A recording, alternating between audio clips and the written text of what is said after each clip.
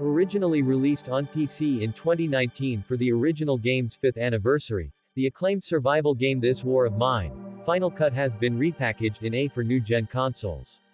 Hitting PS5's with remastered versions of the original and DLC locations, This War of Mine gives a harrowing and to-the-point view of war from the perspective of civilians trying to survive.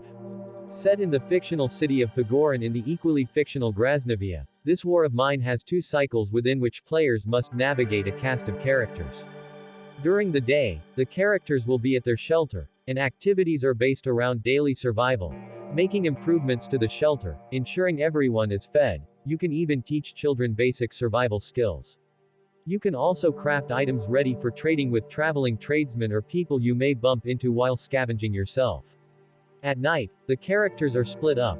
One person can go scavenging in local areas to find supplies, or you can have them stay home and guard the shelter from other scavengers or rest for the next day. If you chose to go scavenging, each location has its own threats, from hostile inhabitants to the militia. It's a really interesting mix of locations, and the descriptions of each make you think about whether the risk is worth it, or even moral. Will you loot the elderly couple who have holed themselves up, or risk things at the army-guarded airport? There is an element of combat to this portion of the game, where you can take weapons you have built or use your fists to defend yourself or attack others. Each game of This War of Mine is random, unless you set the parameters yourself, meaning the winter can be a different length or intensity, or periods of violence in the city can go on for different lengths of time. Even the length of the war itself can differ. Characters who inhabit the shelter are also random. This is no 3-dimensional game of whack-a-mole with an increasingly devastating set of shooty things. This War of Mine instead drags the player across a floor littered with jagged glass as it seeks to widen your concerns and disabuse you of the notion that violence is the be-all and end-all of war, when in reality, there is always a human cost that must be paid, and the tragedy often begets more of the same.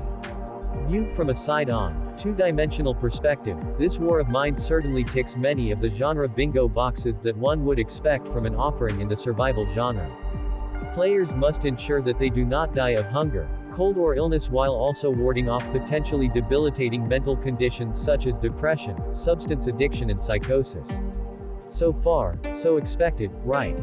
Unlike many of its survival genre stablemates, however, the endgame in This War of Mine is not to start from zero, accumulate near infinite resources, create a home and then gain a level of dominion over a landmass, but rather to reverse that entire scenario, tasking the player to make do with terribly finite resources and with the ultimate goal of fleeing the decaying ruins of their home in order to escape the brutality of the war that surrounds them.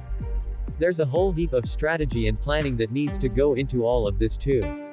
Not only do you have to scavenge materials and supplies in the home that you start off in, which dynamically changes in each playthrough thanks to the use of procedural generation, but you also have to venture beyond your initial homestead to other locations in order to scavenge loot, all the while attempting to avoid other opportunist survivors and the tightening, jackbooted grip of the local military presence. Even if you do come back, though, things aren't perfect. Often you'll return to find your base was raided in the night. Items were stolen, and the people who stayed behind were hurt. You'll need to fix that.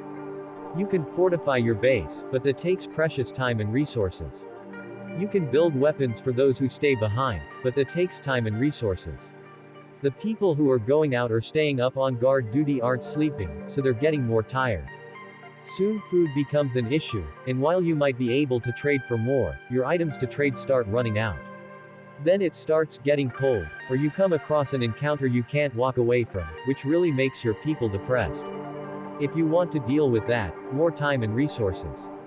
There's always more to do than you have the time and resources to handle. Staying ahead of 1,000 horrors coming at you becomes more and more precarious, and you start to realize that even the slightest mistake will send you spinning over the edge. I began to wonder if letting that sick person die and stop being a drain on my resources made sense, though notably, that's one less person to go out at night or fight off would-be invaders.